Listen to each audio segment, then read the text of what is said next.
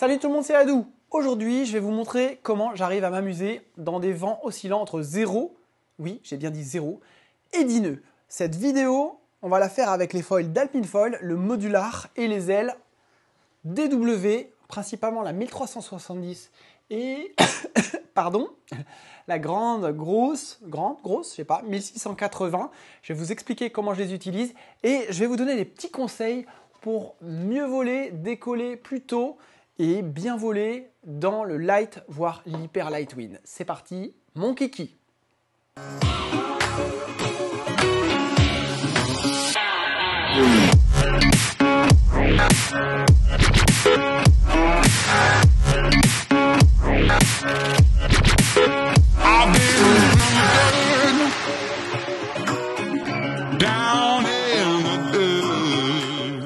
Alors l'été arrive et en général quand l'été arrive, ça s'accompagne de moins de houle, moins de vent, des petits airs et il va falloir réussir à tirer son épingle du jeu avec une bonne technique mais aussi avec un matos adapté pour voler dans les tout petits airs et pas rester le cul vissé sur la plage parce que vous n'avez pas de quoi voler dans des vents inférieurs à 12-15 nœuds. Alors, première chose, le matos. Il y a plusieurs écoles, il y en a qui privilégient des grandes wings dans le vent light parce qu'ils n'ont pas envie, ils ne peuvent pas ou ne savent pas trop pomper, ou ils vont pas être super toniques, ou c'est des gros gabarits, ils n'ont pas trop de choix. Et il y a l'autre école des gabarits moyens et légers qui est, question de goût personnel aussi, de miser plutôt sur des grands foils en termes d'envergure et de se contenter de wings de taille modérée, pas forcément augmenter la taille de ta wing, et on va capitaliser sur le foil et sur un foil porteur avec une grande envergure qui va avoir un bon glide et un excellent pumping et sur une board relativement élancée qui va venir complimenter ce foil et favoriser son entrée en vol en fait. Dans cette vidéo, j'ai navigué dans 10 nœuds et j'avais une 4 mètres carrés, j'avais une petite Duotone Unit V3. J'ai opté en wing pour cette 1370 DW qui est une aile relativement rapide. High aspect, surface 1370, on est sur une envergure d'1,10 m et j'ai utilisé le stab SHA 175. Comme le vent était léger et que je voulais rester sur ma 4 mètres, parce que comme je le dis souvent dans mes vidéos, ma 4 mètres c'est la taille fétiche, c'est presque une religion pour moi, naviguer en 4 mètres, je ne déroge que très rarement à cette règle et du coup j'ai opté pour une board assez longue, j'ai pris la Blackbird de chez AFS qui fait 6,2 pour 90 litres. On a une board de downwind, de subfoil en fait, mais qui va glisser facilement et vous porter quand il n'y a pas d'air. Et ça fait toute la différence. Il faut mieux avoir une board longue plutôt qu'une wing de 8 mètres carrés. Après, c'est des choix stratégiques différents pour voler dans le light. J'aime bien cette idée de garder une envergure assez faible en termes de wing, une petite wing assez légère, qui va me permettre, même dans l'hyper light, de faire un peu de free fly. Surtout avec un foil comme celui-là, qui va quand même super bien porter à basse vitesse. Pour le détail du foil, j'ai donc utilisé le châssis du modular, fuselage alu. J'ai mis le mât HM75. Le mât HM est très rigide. La rigidité va vous aider dans le light wind parce qu'on va pomper à basse vitesse. On va évoluer plutôt à basse vitesse, surtout avec des grands foils. Donc plus tu as un ensemble rigide, plus c'est avantageux pour toi. Tu vas avoir du contrôle, pas de flou dans les commandes, un excellent répondant au pumping. Il n'y a pas de perte d'énergie. Tout ce que tu injectes dans ton foil, tu le récupères en bout d'aile. Et ça, je trouve ça intéressant. Il y a un truc aussi, c'est que quand on est en mât court, on maximise la rigidité. Un setup en 85 va forcément être un peu moins raide qu'un setup en 75. L'autre truc, on a constaté ça en surfoil, mais on le constate aussi en wing, on part un peu plus tôt, je sais qu'on pourra débattre là-dessus, mais on part un peu plus tôt en vol avec un mât court. Voilà. Alors pour autant, on ne va pas descendre à 65, après ça va être délirant et on a quand même une aile qui fait 1,10 m d'envergure, donc il faut que quand on tourne, on n'ait pas les oreilles de loup qui risquent de sortir à chaque fois, ça pourrait provoquer de la ventilation et des chutes. Donc, restez sur un mât raisonnable. Pour les très gros gabarits, pour les plus lourds d'entre nous, la 1680 va avoir la même envergure que la 1370, mais elle va avoir plus de cordes. Elle a un profil un petit peu plus généreux, elle est un petit peu plus puissante. Donc, celle-là, c'est une aile que j'utilise en dog start, en beach start, on va le voir après. Donc je la recommande. Par contre, vous allez voler si vous avez une technique correcte de pumping et un bon matos, un bon combo board foil, vous allez décoller très tôt avec la 1370 et une fois en l'air, on arrive à maintenir le vol de manière quasi similaire à cette aile-là. Par contre, on aura plus de vitesse. Donc en wing, je trouve ça intéressant d'essayer d'opter le plus possible pour la 1370 parce que ça offre une conduite un petit peu plus glissante, un petit peu plus agréable. Après, un rider un peu moins perf sera peut-être plus à l'aise avec cette 1680 et décollera un petit peu plus tôt. Strap ou pas strap dans le light? Moi, j'ai un avis assez tranché là-dessus. Pour moi, quand tu n'as pas de strap, tu es un gros cran au-dessus du mec qui est strappé. Pourquoi? Parce que ton foil, il a un centre de poussée. Il y a un endroit sous la planche où ça pousse. Et en fonction de la vitesse que tu vas avoir besoin de bouger sur le flotteur. Quand tu es strappé, tu vas basculer ton poids sur l'avant ou l'arrière. Mais c'est jamais parfait. Et quand on est dans des phases de pumping downwind, on a besoin d'avoir un placement pied hyper précis et on peut moduler son stance. Si on ne veut pas cramer trop d'énergie, on va rapprocher vachement les pieds, avoir quasiment les pieds joints un peu en canard pour pomper. Si on va vite, s'avancer sur le flotteur. Si à l'inverse, on ne va pas très vite, on va vouloir récupérer un peu de puissance et de lift et on va se reculer par rapport au centre de poussée du foil pour garder une planche en vol, même à basse vitesse, avec une hauteur de vol suffisante. Donc, le fait de pouvoir moduler la position des pieds permet de moduler un peu le lift et d'accentuer, d'accroître la plage basse de votre matos, là où quand vous êtes strappé, le réglage est verrouillé. Alors je vais vous donner quelques petits tips de pumping décollage. Pour moi, quand le vent vient de côté, on va vouloir partir au travers, il faut déjà s'écarter un petit peu de l'axe du vent. Il faut descendre sous le vent. L'idée, ça va être de glisser, glisser, glisser. Il faut réussir à générer de la vitesse critique qui va permettre à ton foil de décoller. Si tu pars au travers, vent perpendiculaire ou un peu à remonter au vent, tu vas avoir beaucoup de mal à décoller, sauf si le vent est fort, mais là on est dans une configuration où le vent est très faible, je le rappelle, il y a moins de 10 nœuds. Donc on va s'écarter un peu de l'axe du vent, mais pas trop, parce que si on est trop sous le vent, on aura tendance à être écrasé, surtout quand il y a un petit clapot latéral. Donc on va abattre un petit peu, se décaler, se déporter un peu de l'axe du vent sous le vent à partir d'un travers, et après on va pomper. Alors pomper, l'idée c'est de surtout pas perturber votre foil, surtout pour la 1370 qui est assez high aspect. Elle va avoir moins de cordes que la 1680. Ça veut dire quoi? Ça veut dire que vous risquez d'expérimenter pour ceux qui débutent un phénomène de décrochage quand vous commencez à pomper avec les bras. Eh bien, quand le foil commence à décoller, des fois on a tendance aussi à pousser sur les jambes, à pomper en même temps avec les jambes.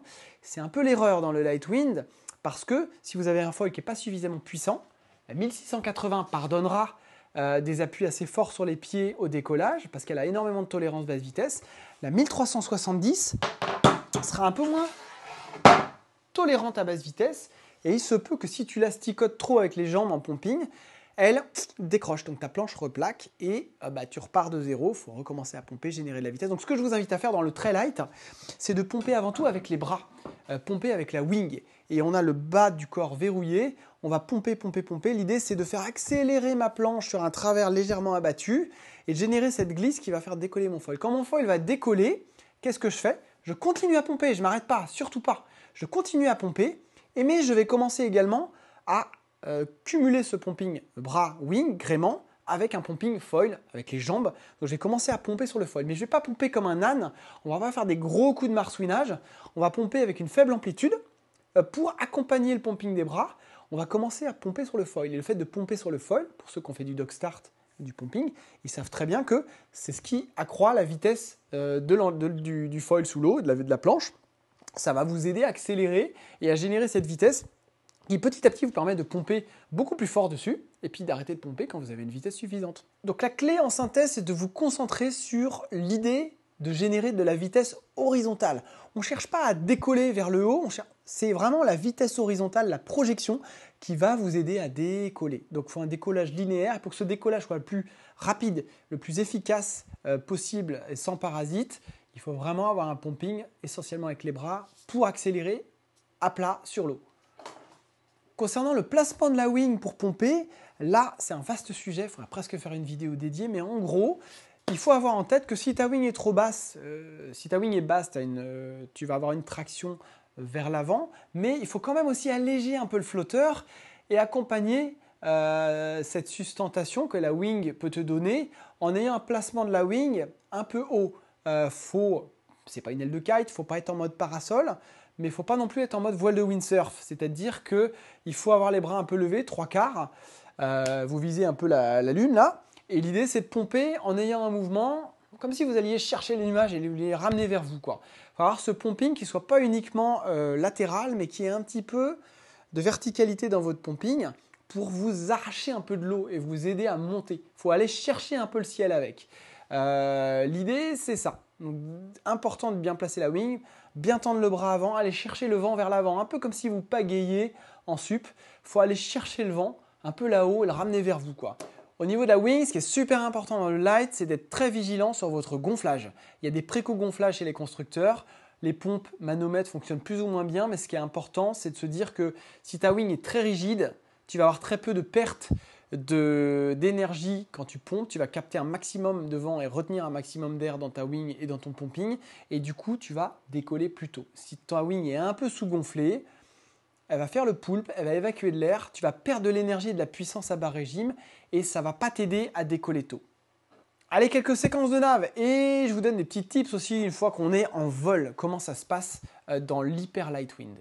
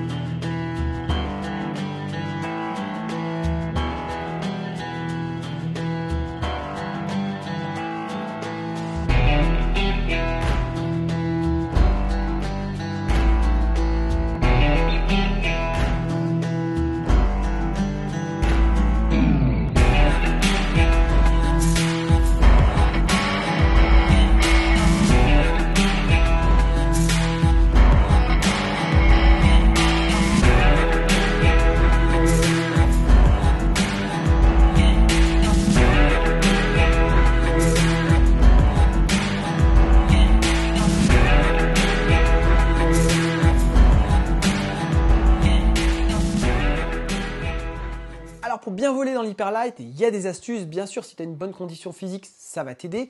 Mais il y a des petites règles à observer. Une fois que tu es en l'air, sur un bord retour, il faut vraiment observer constamment le plan d'eau. Parce que même si tu es en lac, même si tu es en mer par jour plutôt calme, tu as toujours ce petit clapot. Ou en mer, on va toujours avoir ce petit semblant de houle. Et il y a des trajectoires qui vont t'aider à générer de la vitesse. Donc n'hésitez pas à observer le plan d'eau et toujours essayer de capter ce qu'on appelle des bumps. Les pros du downwind connaissent ça mieux que nous, mais l'idée c'est qu'il y a toujours une trajectoire qui va t'aider à générer plus de vitesse qu'une autre. Plus tu as de la vitesse, plus tu crées du vent dans ta wing et plus tu as de la traction, plus tu es confortable, plus tu vas avoir de la portance au niveau du foil. Donc ça c'est important d'opter pour des trajectoires stratégiques qui te permettent de prendre de la vitesse. Le deuxième point, c'est qu'il y a une histoire de traîner. Plus on vole en haut du mât, moins on a de longueur de mât immergée, plus l'avion est au ras de la surface de l'eau, moins on va traîner de l'eau, plus on va avoir cette impression de voler facilement, de bien glisser, d'être porté à basse vitesse et d'avoir moins de traction dans les bras. Donc essayez dans le light wind de voler haut, de voler en hauteur par rapport à l'eau.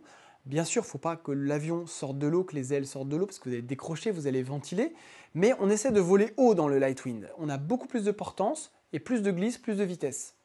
De la même manière, vous avez réussi à pomper au démarrage là où vous n'aviez pas assez de vent pour décoller en restant passif. Donc, dans les molles, des fois, sur le plan d'eau, il n'y a plus de risée, il n'y a quasiment plus rien. Il faut passer des trous d'air avant de rejoindre une autre risée. On va pomper. Mais comme on arrive déjà avec de la vitesse, le côté facile du truc, c'est que vous allez pouvoir pomper et avec les bras et avec les jambes parce que le foil a déjà une vitesse suffisante qui fait qu'il ne va pas décrocher. Bien sûr, si vous ralentissez trop, vous risquez une fois de plus le décrochage. Mais quand on amorce une molle avec de la vitesse, on va pouvoir conserver cette vitesse si on pompe efficacement avec les bras et avec les jambes. Je vous parlais du bord retour sur lequel il faudra jouer avec les reliefs du plan d'eau. Si toutefois il y en a, ça va grave vous aider. Mais il y a un truc dont on s'est aperçu en surfoil, c'est que les courbes t'aident à générer de la vitesse. Et les courbes t'aident à remonter en haut du mât. Donc quand vous êtes un petit peu à la peine, si vous repérez un petit bump backside, une petite pente descendante, une petite houle, n'hésitez pas à aller carver dessus et redonner un appui sur les pointes de pied. Et en général, ce petit carve, et on l'a vu même en dog start, quand on part avec peu de vitesse, avec une aile un peu petite, lorsqu'on fait ce turn juste après le ponton, on arrive à se repercher en haut de mât et ça régénère de la vitesse. Donc vos trajectoires, vos courbes votre carving, même si on n'est pas dans une session de vague, va vous aider aussi à remonter en haut du mât et à générer de la portance et de la vitesse. Donc n'hésitez pas, on a tendance à penser que dans le light, il faut juste aller tout droit. C'est un peu une erreur. On peut jouer dans le light si on a le bon foil et la bonne technique. Bien sûr, il faudra peut-être se prendre quelques boîtes avant d'être efficace en carving dans le light, mais ça vaut le coup d'essayer. Vous générez de l'énergie si vous faites de belles courbes.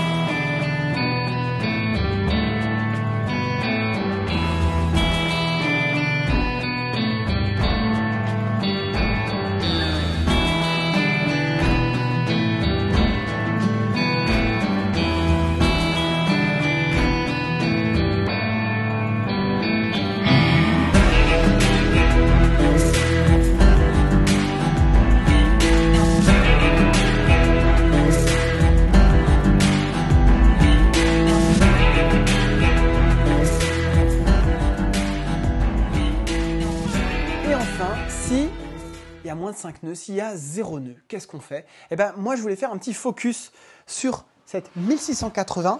Je suis petit gabarit, comme tout le monde le sait. Je fais 62 kg.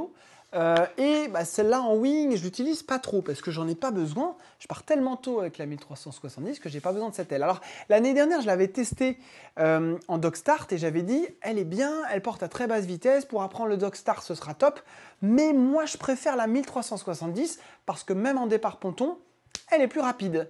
Et je suis un peu revenu sur ma position parce que cette année, j'ai continué à m'énerver sur ma progression beach start. J'avais fait une vidéo pour la Pocket de chez Alpine Foil l'année dernière, à la Pocket Carbone Pro, la 112.